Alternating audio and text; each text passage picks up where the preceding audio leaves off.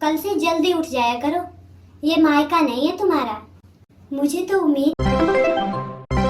ससुराल में किरण का आज पहला दिन है। नींद खुलते ही उसकी आंखों में सपने तैर रहे हैं। आज तो सब मुझे देखने आएंगे, मुझे नेक भी देंगे और मेरी तारीफ भी करेंगे। पर ऐसा कुछ नहीं हुआ। सुबह किरण की आंख खुली तो दरवाजे पर एक खटखट की आवाज सुनाई दी। कल से जल्दी उठ जाया करो। ये मायका नहीं है तुम्हारा।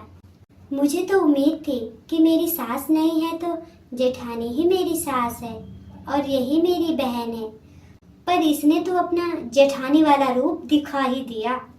कुछ दिन बीते।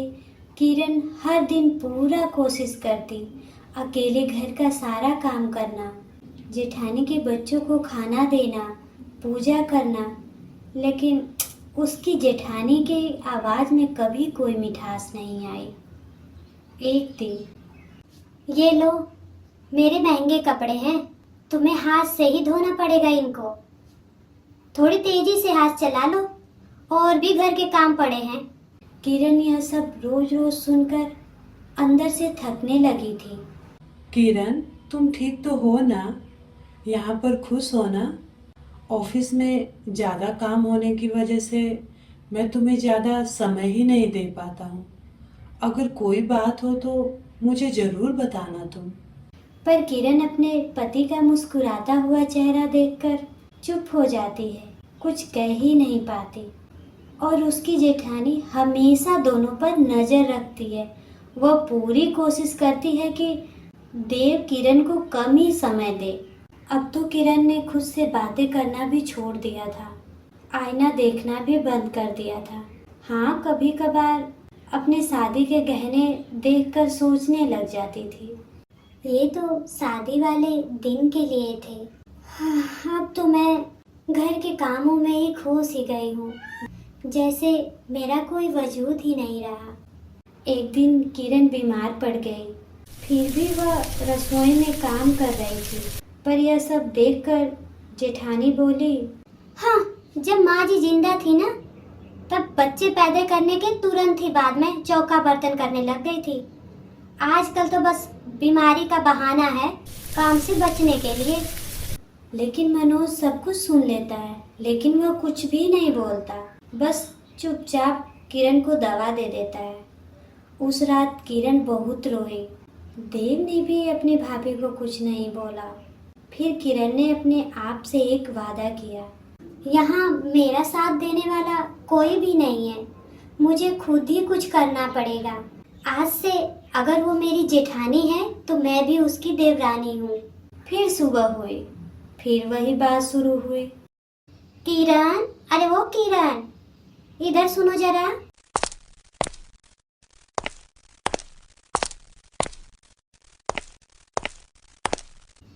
तुम मेरे बेटे के लिए आलू का पराठा बना दो, इसका बड़ा मन है चाची के हाथ का आलू का पराठा खाने का। और हाँ, कपड़े मशीन में नहीं, हाथ से ही धो देना, ठीक है? मेरे पति तो ऑफिस जा चुके हैं और मैंने अपना खाना खुद बना लिया है। तो हाँ, आपके बच्चे आलू के पराठा खाएं या गोभी का पराठा खाएं, मुझे इससे कोई मतलब नहीं है। आप अपने बच्चे का खाना और अपना खाना खुद बना लो। और हाँ सुनो, अपना कपड़ा हाथ से धोएं, मशीन से धोएं या पैर से धोएं, मुझे इससे कुछ नहीं लेना देना है।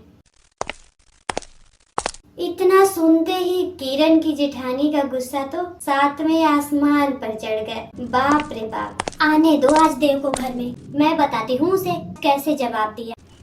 तभी देव घर आ जाता है। किरण की जेठानी देव को बताती है, किरण, जल्दी यहाँ आओ।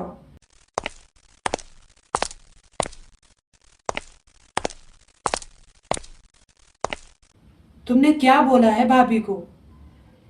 देव, मैं दिन भर इनका काम, इनके बच्चों का काम, सबका काम अकेले ही करती हूँ, लेकिन मजाल है कि तुम्हारी भाभी मेरा किसी काम में हाथ बटा दे। और वैसे भी हमसे ज्यादा तो इन्हीं का परिवार है ना।